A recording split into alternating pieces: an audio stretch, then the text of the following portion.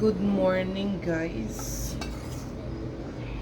Magluluto ako ng breakfast. Sa lamig ng panahon ngayon, umuulan naman.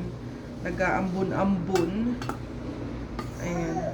So, ano na, magti-10 na. Nagising na actually kami kanina maaga. Tapos natulog ulit. Tapos yun, ngayon na lang ulit nagising. So, magluluto ako ng breakfast. Ito yung tira namin na kanin. Kahapon, ifa-fried rice ko na lang. Tapos, bigay ng friend ko na Argentina. Yung nabili niya sa Kusina Filipinas. If you guys are interested sa mga Pinoy products, Pinoy food, kung nandito kayo sa Brazil, Sao Paulo, you may contact them. I will put yung handle nila dyan somewhere sa screen. And ayun, i-message nyo na lang sila. Pagluluto din ako ng tuyo, tsaka bislad. Ayan, ito. Nabili din ito doon. Tapos, itlog para kay Ali. Isa lang. Kailangan tipid-tipid. Isang peraso lang. Mahal to, guys. Dalawang peraso is 15 hiyas. Tapos yung ano naman, ang tuyo naman ay 18 ang isang packet, which is 1, 2, 4, 6, 7 lang yung laman. Tapos yung Argentina corned beef pala ay magkano ito? 25 hiyas.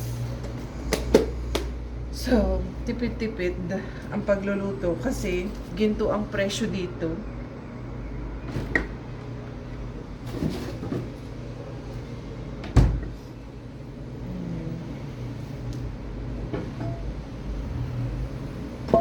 So nga pala, guys, si Ali ay ilang ano na ba siya dito? September 26 siya dumating dito and today is November 16.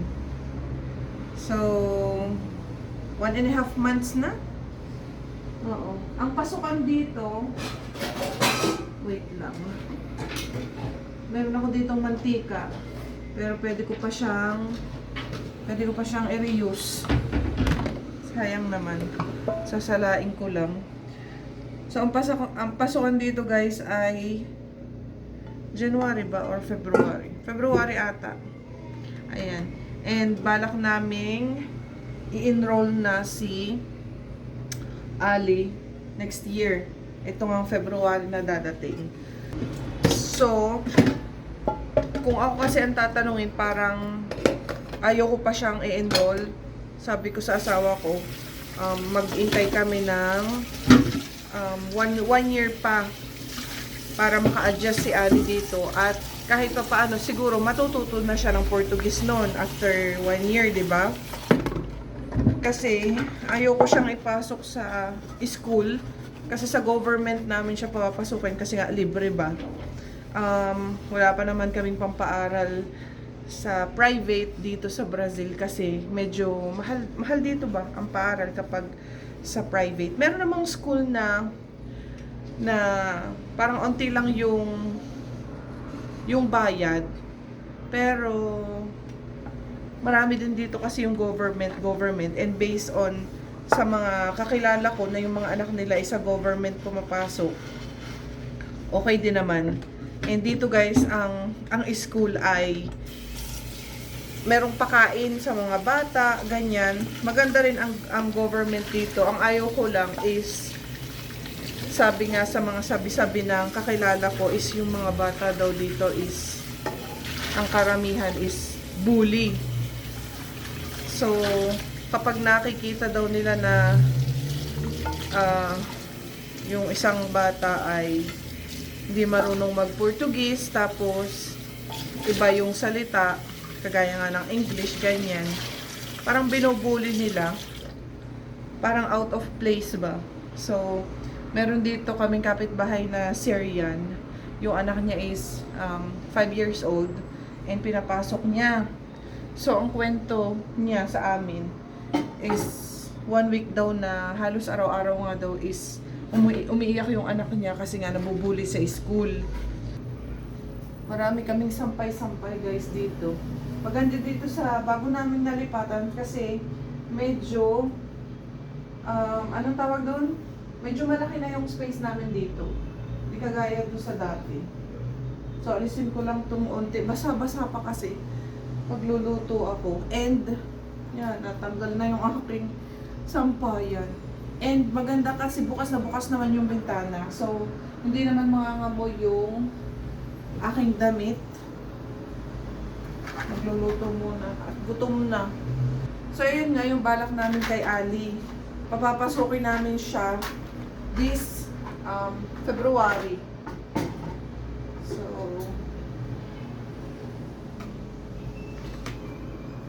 and sa ano pala, sa November 27 ay meron na siyang appointment para sa kanyang residence ID. So, ayun. Today is November 16, Saturday. Magpunta sana kami mamaya sa ano? Sa anong tawag doon? Sa park. Pero sabi ng asawa ko ay baka umuulan. Wag na lang. Baka umulan maghapon ba? Ay, hindi pa pala ako makakapag-gayat ng bawang. Ay, nako. Gusto ko sa sinangag is maraming bawang. Isang ganito, yung inaano ko kapag magluluto ako ng sinangag. So, ayun lang yung yung ikinakatakot ko ba para kay Ali kapag pumasok siya. Yung mabuli siya sa school tapos uuwi siya naiiyak. Tapos magsusumbong siya, ganito, ganyan. Pero madali namang matuto si Ali ng Portuguese kasi ngayon, 1.5 months pa lang siya is medyo alam-alam na niya agad yung basic at saka nakaka-count na siya ng 1 to 15 agad. Pero hindi ko siya tinuturuan ha, naririnig niya lang. Pero tuturuan ko rin siya kasi nga, kailangan na niyang matuto. So, patayin ko nga muna itong yung apoy. Binuksan ko, hindi pa ako nakakapaghiwa ng mga bawang. Ayun. So, yung asawa ko gusto na siyang papasukin kasi para daw kaysa nakatambay lang sa bahay na dapat pumasok na daw siya. Meron dito malapit na school sa bahay. So, ayun. After niyang makapag-apply ng residence ID siguro, ayusin na namin yung sa school niya. Kasi parang ngayong November is open na yung parang enrollment, ganyan. So, kailangan ni Ali muna yata ng ID. Ewan ko, yung asawa ko kasi kausap niya yung friend niya. Sila yung magkausap. Tapos, yun. Alam nyo ba guys, may kukwento ako sa inyo. Ito, ikukwento ko lang naman ha. Iba talaga yung alaga ng nanay, no? Kapag nasa sayo yung anak mo.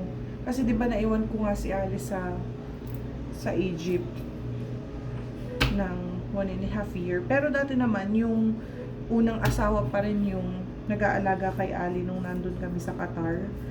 So, iba talaga guys yung alaga ng totoong nanay. Kahit pa sabihin na love nila si Ali. Alam nyo ba nung dumating dito si Ali guys, naiyak talaga ako ng sobra kasi sobrang payat niya, as in sobrang payat niya, and then madumi yung balat niya. Alam mo yung parang, kasi syempre siguro doon siya na lang yung naliligo mag-isa, hindi na naaasikaso ng isang ina. Hindi ko rin naman masisisi kasi may mga anak din naman yun. So, ayun. Siguro kung ano na lang yung lutuin ng unang ina doon is, yun na lang din ang kinakain niya. Hindi na siya nakakapag-request ng gusto niyang kainin, gusto niyang bilhin para kainin. Yung ganun ba? So, alhamdulillah ngayon si Ali, medyo okay na yung katawan niya. Tapos, medyo nag-light na rin yung kulay ng balat niya. So, ayun, ma-share ko lang. Sobrang kakaiba talaga yung alaga ng tunay na ina. So, inshallah talaga hindi na kami maghihiwalay ulit. Yung isang anak ko na lang na nasa Pinas, ang wala sa akin, pero okay naman yung ano niya, yung lagay niya doon or yung life niya sa Pinas kasi nandun naman yung nanay ko, yung family ko, and ngayon nandun siya sa daddy niya kasi yung daddy niya is dumating galing ibang bansa, so doon muna siya nag-i-stay sa daddy niya. Sana mamayang hapon hindi umulan, no, para makapagpasyal kami sa park, makapaglaro si Ali ba. Ayan. Meron pala akong friend na dito tumira sa akin. Silang magmami sila. And ayun. Wala na sila dito. Naglipat na sila. Meron na silang nakitang Airbnb. And bagong anak yun. Wala pa kasi dito yung husband niya. So kaya sa akin muna siya tumira. And parating na din yata yung husband niya dito. So ayun. Yun lang naman yung update ngayon sa buhay-buhay. Wala namang ibang ganap-ganap. Luto na tayo. Hindi ako masyadong makapag-upload ng video, guys. Kasi wala namang masyadong ganap-ganap. So, yun lang. Wala na pala akong toyo. Toyo. Mantika. Luto. Pakita ko sa inyo sa labas. Kulimlim masyado. Ayan, oh. Kita nyo ba? Umaambon, guys. Ewan kung nakikita nyo. Pero, umaambon.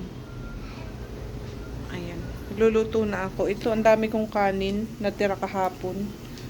Tapos, ito yung ipiprito ko. And yan. Mag-ano na ako ng maraming bawang. Maglalaba pa ako. Nakababad na yung labahin ko. Pero, mamaya na lang pagkakain namin. Wala namang ganap today. Yun nga lang, ewan ko kung makakalabas kami mamaya.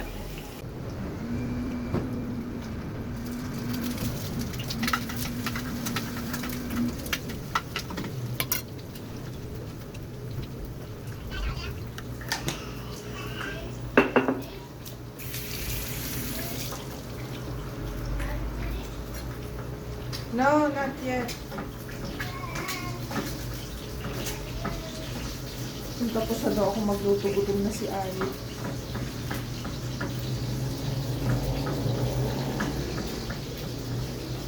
Itlog sa kanya, buti na lang nagustuhan niya yung fried rice. Nung nakaraan nagluto ako, nagustuhan niya. Tapos alam niyo ba, gusto niya yung pati sa bote. Kakaiba ngayon si Ali. Dati ayaw, hindi mo siya mapapakain ng ganun. Tsaka toyo. Ngayon gusto na niya.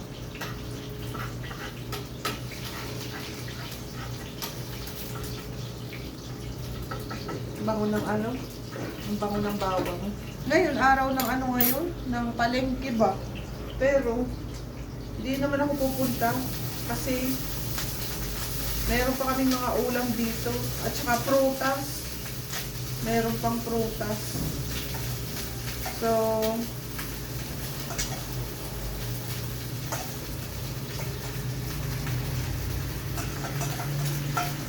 pati umuulan ba? So, kaya hindi kami lalabas ngayong umaga. Mamaya pag tumigil, hapon pa naman yung pagpunta namin sa park. Mga 2 PM, 3 PM pa. Dinihintay na namin si Baba sa paglabas niya sa work. Ganun lang.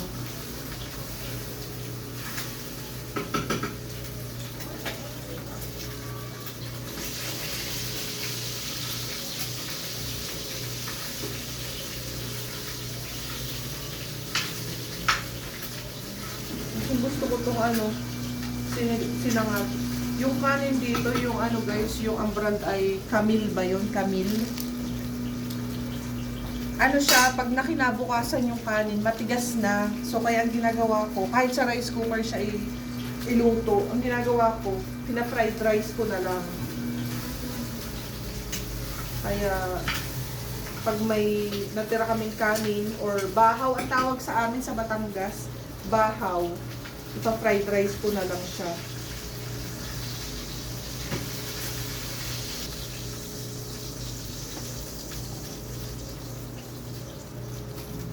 Yun na ang aming egg. Gusto ko medyo hilaw yung dilaw ng itlog. Kapag fried rice ang ulam, tapos may tuyo, ganyan. Si Ali naman ayaw niya. Tigisa lang kami ng egg. So, yun lang naman yung update kay Ali. Wala namang iba. May mga nagtatanong kasi sa inyo guys, kumusta na si Ali dito? Kasi nga hindi ako nakakapag-vlog masyado. Okay naman siya. Okay naman kami, ganun pa din. Alhamdulillah, nakuha ko na si Ali sa Egypt. Yun ang importante.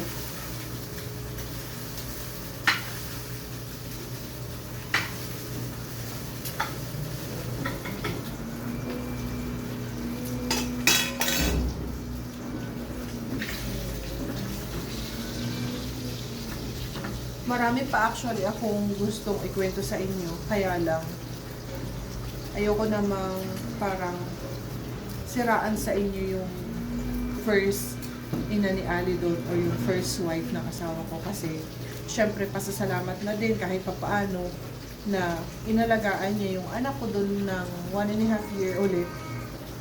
Kasi kung ikukwento ko pa sa inyo, baka ako naman yung i-bash nyo. Marami akong pwede pa na ikwento sa inyo pero hanggang doon na lang muna siguro. Kasi, yun nga. Hindi maganda. But anyway. Luto. Gutom na ako. Ang bango ng kanin. Luto lang ako guys. Mahaba na yata yung dal ko ba. Kain na tayo guys. Yan ang aming simpleng ulam for today. Fried rice. Ito yung aking corned beef. Yan. Aming egg. Tapos yung dried fish. At ang aking maanghang na sausawan. Kain tayo. Ali! Good morning. Good morning. Ayan o. Ang lago ng buhok niya. Pinapalago ko yung buhok niya. Kasi guys, sa Egypt, pangit ang gupit. So, paguguptan ko siya, palalagyan ko ng style yung buhok niya. Pag medyo kumapal-kapal pa. And kakain na kami. Yun lang. Buti nag-light na yung skin niya. Yung color ba ng skin niya. You want corned beef? What corned beef? This one. No. No? Only egg? No. Yeah. So, kain lang kami, guys. Dito kami sa Khalid shawarma ni Ali. Magla-lunch. Actually, kanina nagkain kami pero breakfast ba yun or brunch? So, parang merienda na to. Gusto daw niyang mag-shawarma. Sa Khalid shawarma. Kay Ali ay chicken. Tapos sa akin naman ay karne or lahma. Kain muna kami before kami mag-park ni Ali. Yeah. Ali, it's good. Ali, it's good. Yeah. Favorite na ni Ali ang Khalid shawarma. The Kennyman. Shukran. Ito ang aming shawarma. Kain. Dito na kami sa park, guys. 3 PM na. So, hintayin lang namin ang baba na lumabas sa work. Paglaruin ko lang tong si Ali. Ayan, oh. Medyo marami-raming bata na ang naglalaro. Ayun si Ali. Busog pa daw siya eh. Kaya hindi ba siya masyadong nagkikikilos.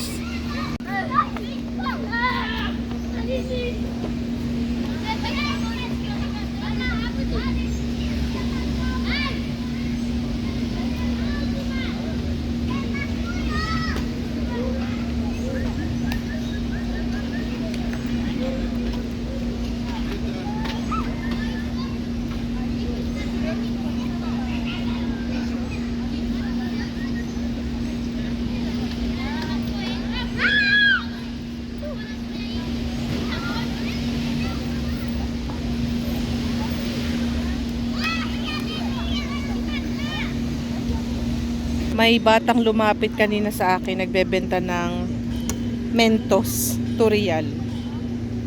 Nagsuswing siya ngayon. Ang dami kong bariya, oh. Pero 555 centavos to. At saka ito 25 centavos. Ito lang yung bariya meron ako. Pero 3 reals to. Or kulang-kulang 3 reals. Ibigay ko sa kanya kasi mabigat sa wallet. Bigay na lang natin para may pambili siya ng candy. Ayun guys, yun, nagsuswing ng mataas. Ayun, pag lumapit, ibigay ko sa kanya. Ang liit-liit pa, marunong nang magtinda. Candy yung binibenta niya, mga Mentos.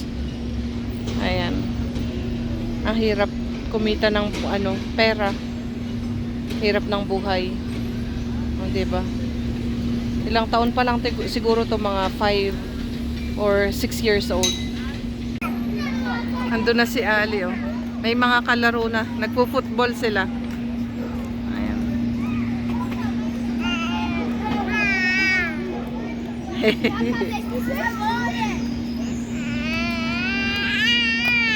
Binihisan ko ng long sleeve kasi kanina umaambon. Pero hindi naman ganong mainit yung panahon. Kaya okay lang. Diba? Daming bata dito.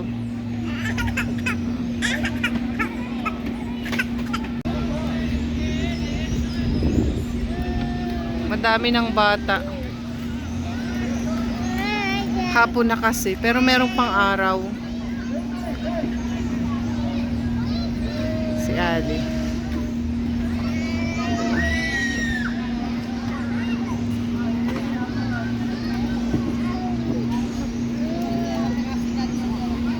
Ewan ko kung naintindihan niya yung mga sinasabi ng kalaro niya. Hindi man siya marunong mag-Portuguese.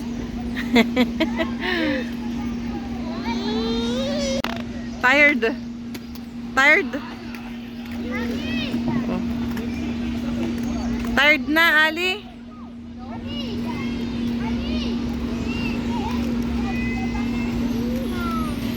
Hindi pa daw siya pagod. Pawisan, no? Hindi pa labas ang aking asawa. Naghihintay pa kami. So, laro-laro si Ali dito.